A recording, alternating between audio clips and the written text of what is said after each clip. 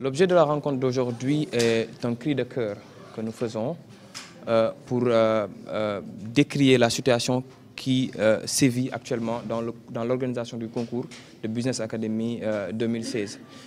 Il y a bientôt un an que les résultats ont été publiés et jusque-là, le processus de traitement des dossiers des candidats tarde toujours.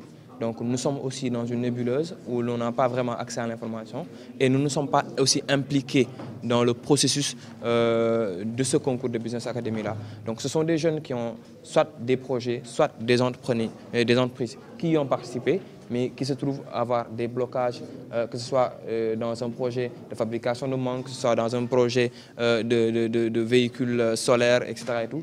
Des choses vraiment innovantes que l'on dit qui est actuellement la base d'un pays émergent, donc qui sont bloqués aujourd'hui. Notre interlocuteur se trouve être l'ADPME, donc l'Agence pour la promotion des petites et moyennes entreprises du Sénégal, qui est l'organisateur privilégié du concours.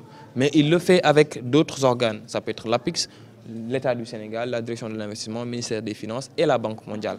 Mais pour l'instant, notre interlocuteur, celui avec qui nous avons l'autorisation de discuter d'une manière directe, c'est l'ADPME. Nous voulons participer dans le processus.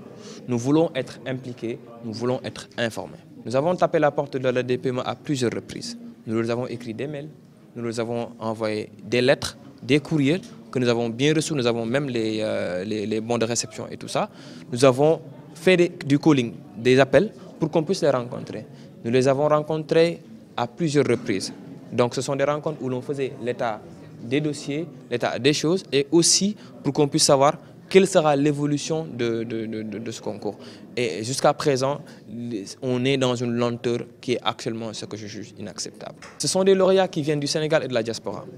Des lauréats qui viennent de Kédougou, qui viennent de Bakel, qui viennent de Saint-Louis, sur toutes les 14 régions du Sénégal. Ce sont des gens qui ont des idées innovantes. Ce sont des gens qui ont des entreprises qui peuvent mener le Sénégal loin, qui ont été rappelés, que l'on a contacté dans les localités les plus reculées pour leur dire « Venez, si vous avez des projets innovants, si vous avez des idées qui peuvent développer le pays, venez chez nous, nous allons vous aider, nous allons vous soutenir, nous allons vous former pour que ça puisse arriver. » Et ces gens-là, pleins d'espoir, ont travaillé leurs idées, les ont performées, ils ont fait des business plans, ils ont fait des formations pour avoir quelque chose de solvable et de bancable. Des choses qui vont créer des emplois, des choses qui vont créer de la richesse en fait. Nous avons reçu des attestations durant la cérémonie du 20 au 21 novembre 2017 au King Fahd Palace où nous avons ironiquement été médiatisés, mais jusque-là, des actions concrètes tardent toujours à être faites.